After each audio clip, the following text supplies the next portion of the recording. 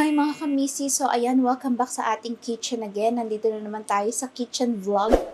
Tawagin ko na kaya itong kitchen vlog. So ayan, kamusta ang araw nyo? Ako ngayon ay day off, kaya it's time. Hindi pa ako nakakapagpalit ng pajama ko. Diretso na ako agad dito sa kitchen kasi nagluto ako ng breakfast namin ni Mister. And then, nag-decide ako na ituloy-tuloy na ang aking paglilinis dito sa kitchen kasi nag-urong na rin ako and stuff like that. Ano tao? Yung ano ko pala. Naggupit kasi ako ng bangs tapos ayan, nasa regret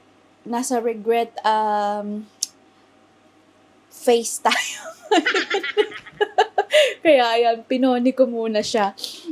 And then kasi ayoko ng ano-ano sa mukha ko pagka yung busy ako, ganun.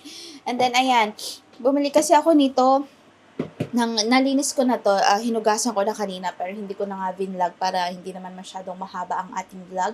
Pasensya na kayo kung medyo maingay dahil meron akong, kasi hindi yung washing machine ko, and then yung exhaust is nakasindi dahil nagluluto ako ng sinaing.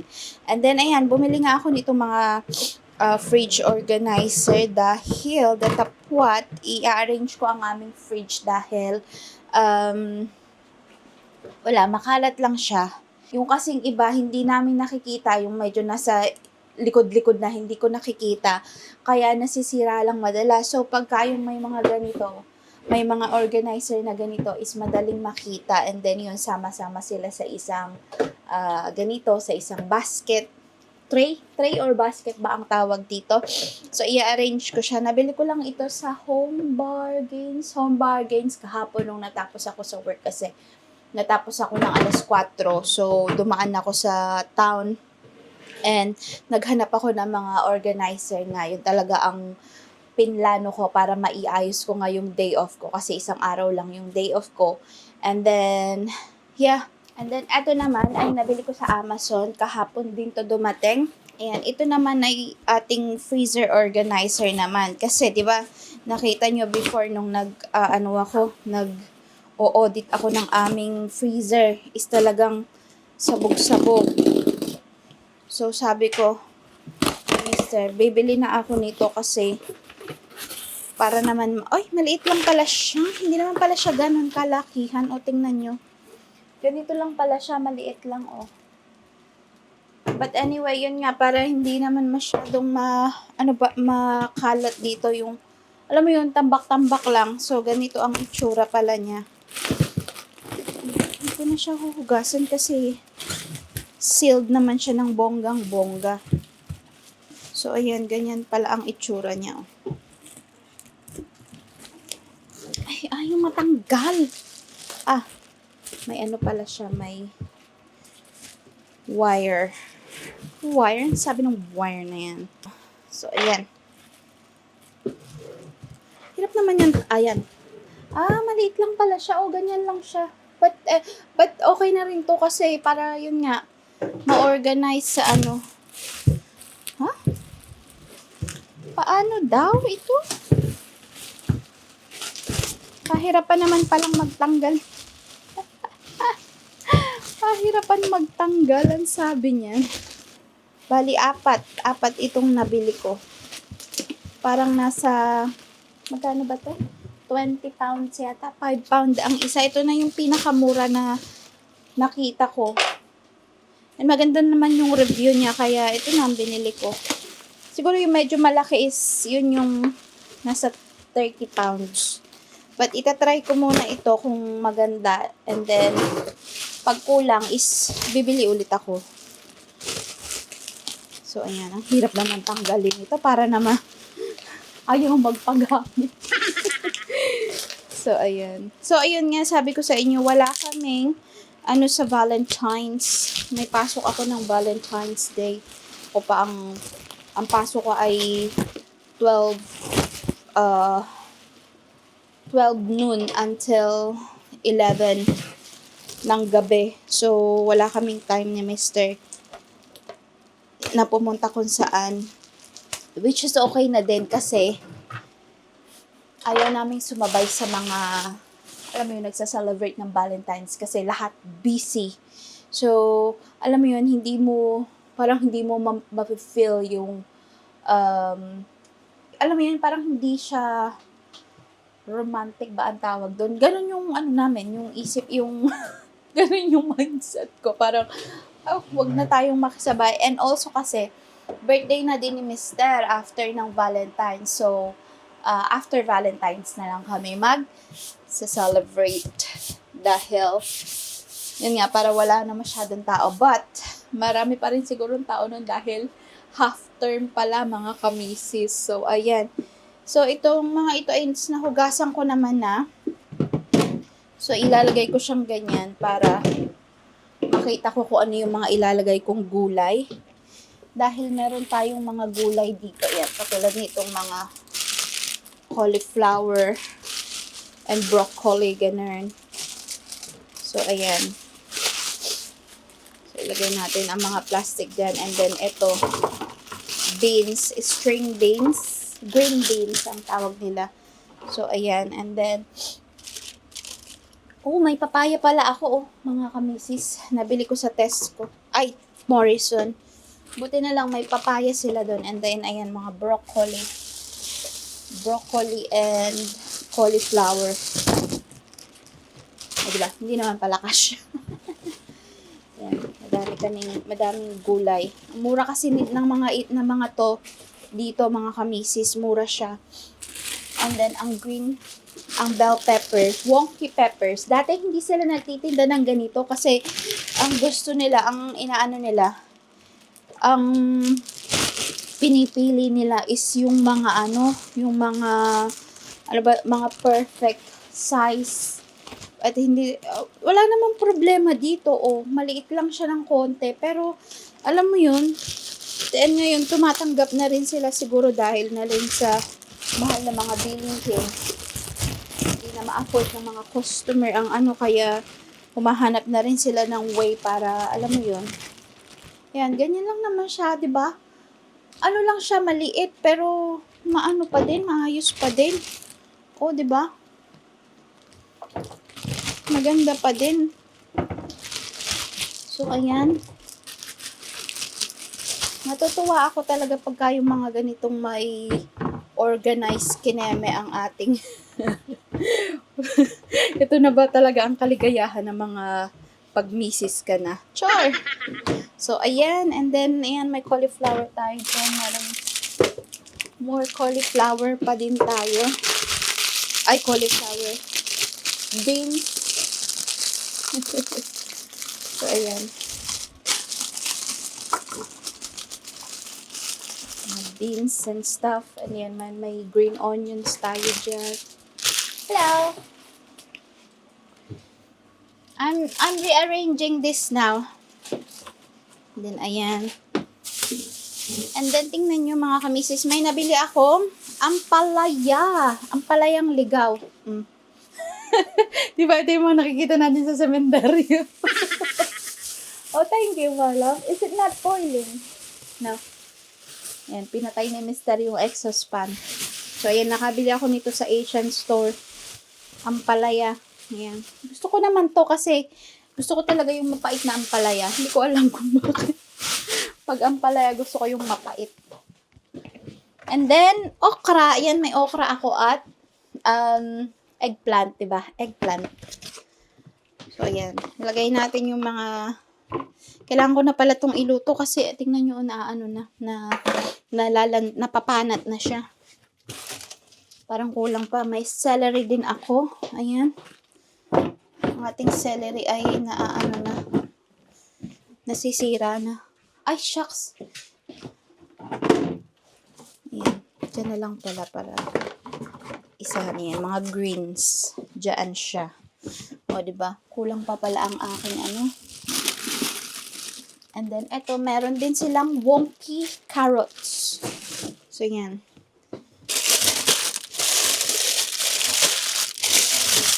And then, may iba pala akong peppers dito. Yan. Gandang mamili ng mga gulay dito, mga kamisis, kasi fresh na fresh dahil na rin sa klima, diba? Yun na yan, may kamatis tayo. So, ilagay natin din ang kamatis. Ayan.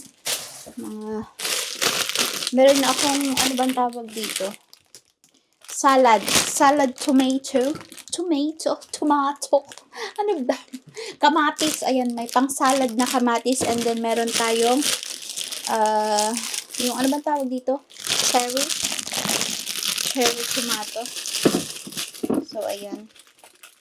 Gawin natin dyan. Kasi pag naka-plastic din siya is, ano, diba? Ano bang tawag dito?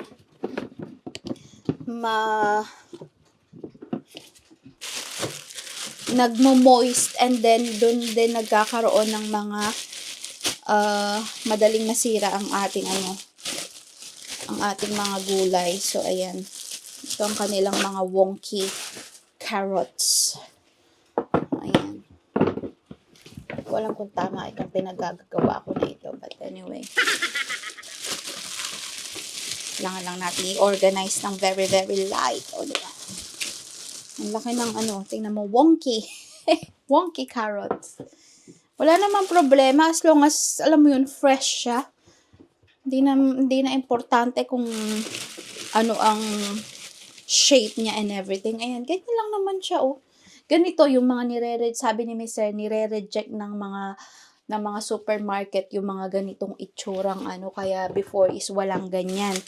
But ngayon nga, 'di ba, kakasabi ko lang na nagmamahal na ang mga presyo is siguro naghahanap na rin ng mga supermarket para mga mura din yung ititinda nila, ganyan. Para ma-afford ng customer yan. Ganyan lang, may mga sirang ganyan, but pwede pa naman siya, pwede mo lang naman siyang i-cut na ganyan and everything. Char. Ang sabi ng and everything na yan. So, ayan. Tapos na tayo and then, eto na lang, kakainin ko na to siguro later. And then, yung mga, ayan, lagay natin dyan. Sama natin dyan. Siguro tanggalin na rin natin sa plastic ang ating broccoli para makahinga siya, 'di ba? Hindi ko alam kung tama ito. Ganito ba kayo mag-store ng kamasis? Tama ba ang pinagagagawa ko? So, ayan. And then, may spinach ako dito. Siguro lilinisin ko to kasi ito ang nagsisilbing malunggay ko. Spinach. So, wala naman kaming mabiling dito. Wala naman kaming mabiling, ano bang tawag doon? Spinach ay malunggay. Kaya meron akong toge. I think yun lang naman, di ba? And then, ito is mga fruits naman na i-arrange ko na lang yan. So, yes, mga kamisi. So, ayan ang aking mga, ano bang tawag dito? Mga gulay. And lilinisin ko na lang to ng konti. And then, babalik ako later para naman malinis natin itong itong freezer. Ayan mga kamisis, ipapakita ko sa inyo kung ano na ang itsura ng aming fridge. So, ayan na siya. Ang cute niya, oh. Ayan, oh. Tada! So, ganyan na siya. Ilagay ko dyan yung mga gulay. And then, mayroon kaming mga beer pa dyan. And then, ayan. And then, dito ko nilagay to kasi bumubukas yung aming rep. Parang na tumatama dito sa ganito. So, dyan ko na lang siya nilagay. And then, ayan, yung carrots. Yung carrot ay nandito sa baba kasi baka mamaya is bumigay ito. So, itong magagaan lang ang nakalagay dito. And then, yan. Ganyan ang itsura niya. O, diba? Ang ganda niya. Organized na siya. O, pack. Siguro, bibili pa ako ng mga 1, 2, 3. Mga 4 pa siguro. Bibili ako para dito naman sa layer na ito. Para dito sa dyan. And then, tada! Ang ganda niya, o. Pack! So, ayan. And now, dito naman tayo sa aming freezer. Hindi ko alam kung paano ko gagawin ito. 4 lang ang aking container. So, titingnan natin kung ano ang mangyayari. Ano ang mangyayari? Ano daw? So, ayan. Siguro pag aano-anuhin ko siya. Iiba-ibahin ko siya ng lagayan. So, ayan. Hindi nyo naman siya masyadong makita, 'di ba? So, siguro dyan, ayan. Dyan ko na lang kayo ilalagay. So, ayan. So, ganito ang itsura namin. Ipapakita ko pala muna sa inyo. Ayan yung itsura ng aming freezer, 'di ba? Tambak-tambak na ganyan. So, hopefully, maayos ko siya kahit konti. Kahit konti man lang, 'di ba? So, ayan. Yan, nakikita nyo ba ako? Ayan. So, hindi ko alam kung paano gagawin ko dito. Hindi naman siya kaya. Siguro yung mga ganitong naka-box na ganito is hindi ko na siya ilalagay sa basket kasi ganito naman na siya. Madaling makita. So, ayan. Yung mga ayan. Siguro, parang kailangan ko na rin siyang i-defrost. Defrost ko kaya muna ito. So, ayan, madami kasi kaming mga finries na mga ganito. Mga meat. Ayan. Ang daming meat. So, ayan. Lagay ko din siguro ganyan. Then, more meat. Ayan. Daming meat. Yep. Then, ayan, meron tayong wraps. Stick. Ayan. Carrot. So, ayan. Ayun, break na. Chicken pops. Ayan. Mga open na. Okay. So, ayan mga kamisis. So, meron akong bangus dito. Nabili ko to sa Asian store.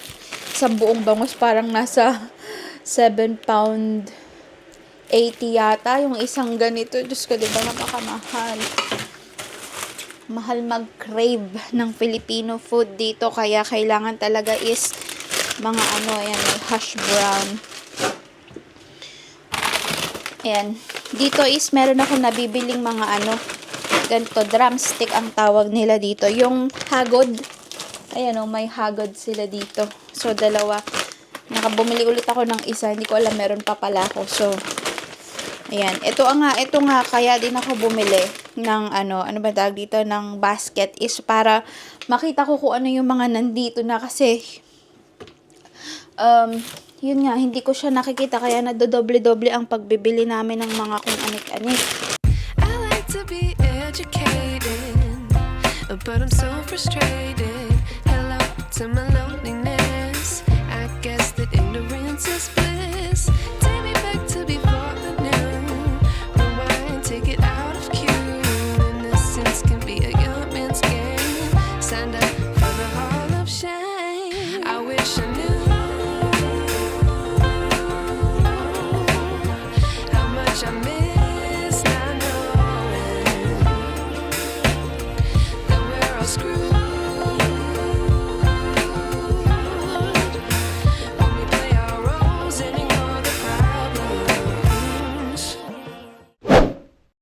So, ayan mga kamisis, nalinis at na-arrange ko na siya. Hindi siya ganun ka ganda, but, ayan, na-arrange ko na. Ito yung mga tinapay namin, mga pang toast na tinapay. And then, ito din, mga pita. Yan, mga pita, pang toast din. Ayan, may pudding dyan. And then, ito, kakalagay ko lang nito. Magpe-freeze ako ng spinach kasi sayang naman siya pagka yung nalanta lang. And then, ayan, may mga, ayan, isang basket na yan is puro gulay. Mga frozen vegetable. And then, yan is yung basket na yan ay meat. And then, yung mga wraps ay nilagay ko sa gilid. And then, ayan, ganyan siya. And then, dito yung mga naka-pack na mga food.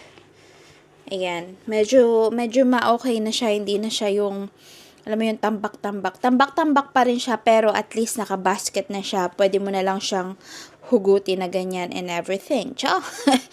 So, ayan. Successful ang ating pag-arrange. But, yun nga, pagoda bells na ako, mga kamisis. Ayan, nagdilig din ako ng halaman, kaya kung makikita nyo is meron dyang ano. Ito, ayan. Ito, nagdilig ako ng halaman ko dito sa loob. Ayan, tulad nyan. And then, ayan. Then, lagay na natin siya dito. Ako ay naglalaba pa rin. And then, naisipan ko na ito pala yung aking ice cream. Nakakainin ko later. And then, where is my...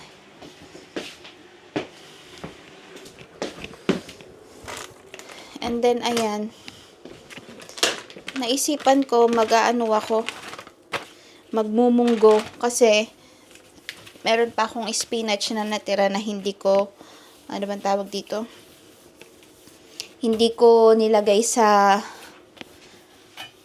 freezer kasi ilalagay ko siya sa munggo kasi meron pa akong ampalaya. So, ilalagay ko yung ampalaya, may kamatis. So, kumpleto ako ng recados. Yan. So, ang wala lang ako is naubos ko na kasi yung chicharon ko. Parang wala akong pangsahog na meat. Alam ko na, tofu na lang ang isasahog ko. Ipiprito ko yung tofu para, 'di ba? Vegetarian ang effect natin. So, ayan. Asan na yung aking munggo? Meron kasi akong munggo dito na parang matagal na rin yata sa akin to. So, ayan. Meron akong munggo. Bili ko sa Asian. Ay, hindi sa Asian store. Parang nabili ko lang to sa ano bang tawag dito? Sa supermarket dito kasi meron din silang ganto. So, yan. Konti lang ay luto ko kasi ako lang naman ang kakain nito. Si Mr. ay hindi naman ito kakain. Kaya, ayan, ako lang ang kakain. Konti lang ang iluto natin. So, ayan. Ilalaga ko lang siya, mga kamisis.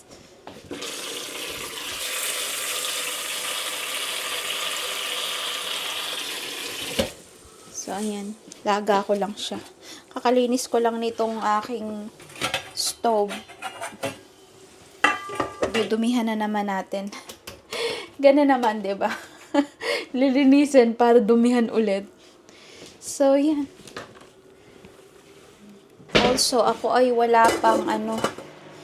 So, ayan. Wala pa akong pahinga, mga kamisis. Ako'y napapagod na talaga.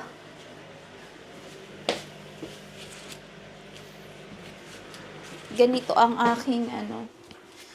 Pagka, alam mo yun, day off, hindi ka naman pwede talagang magpahinga kasi madami kang gawain dito sa bahay, ganyan. Si Mr. ay nagtatrabaho naman. So, yun. Gawa-gawa lang tayo. Minsan, tinutulungan niya ako pagka yung hindi rin siya pagod. And, ano naman ako na, alam mo yun. And, na-enjoy ko naman talagang gawin to. Kahit pagod ako is, alam mo yun, na-enjoy kong gawin, gumawa ng gawaing bahay. Kasi, alam mo yun, misis na misis ang peg, di ba?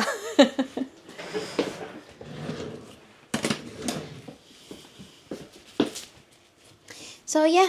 Ay, siguro babalik ako mamaya. Magpapahinga muna ako ng very, very light. Uupo muna ako sa sofa. Kasi, habang hinihintay itong 10 minutes na lang pala ito kasi dinadryer ko. And then, meron pa akong isang labahin doon. Inaantok ako. So, siguro mag-iidlip muna ako. So, yun mga kamisis, ako ay nagluluto na ng aking munggo na nalaga ko na ang aking munggo at inaano ko na siya. Minamash ko na siya para maluto na natin ng So, ayan, ganyan. Gusto ko kasi yung mash na na munggo. Kasi 'di ba yung iba gusto nila, hindi na nila minamash, buo na lang. So, ayan. And then, ayan, niluluto ko na rin itong aking huling batch ng tofu. Kasi ito ang gagawin kong pang ano bang tawag doon? Sahog. Ayan. Hindi rin ako nakapagpahinga mga kamisis. Kasi,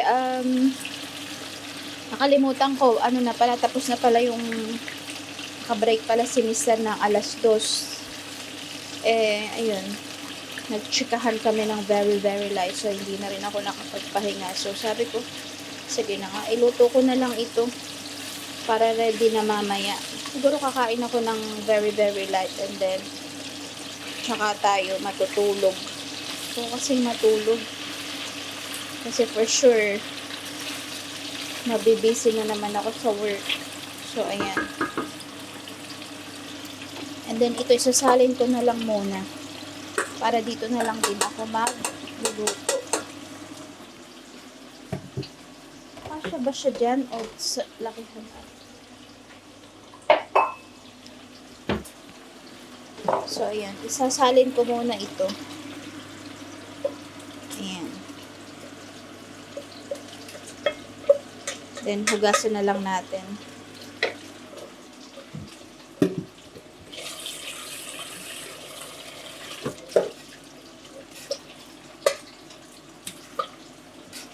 So, ayan. Magluto na tayo ng ating ginisang munggo. Sarap ang sarap ng ano. Itong ano na to is hindi maasim. Masarap. Tokwa. Tapos nilagyan ko lang siya nung polish na seasoning. Sarap na. Kahit ganito lang ulam na isaw-saw sa ano. Sa suka. Diba? Yummy. Firm yung kinuha ko kasi meron dito mga tokwa. May soft, may medium, and firm. So, yung firm ang kinuha ko para talagang yung tokwang-tokwa sa Pinas, diba? So, ayan. Magluto tayo. Alas-stress na mga kamisis. Hindi na ako nakapagpahinga. Dahil, alam nyo naman, mas importante ang food. Char! So, lagyan ko lang ng konting olive oil.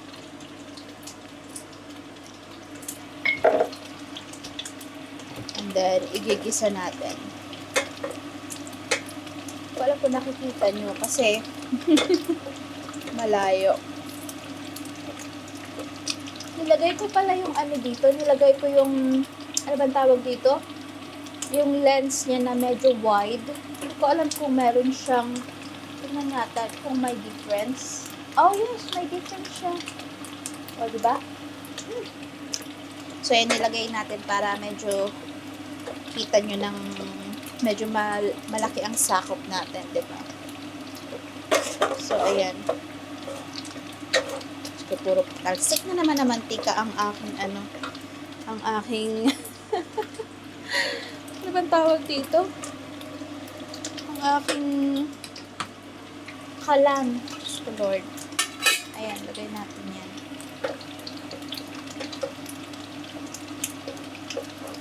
Ayan.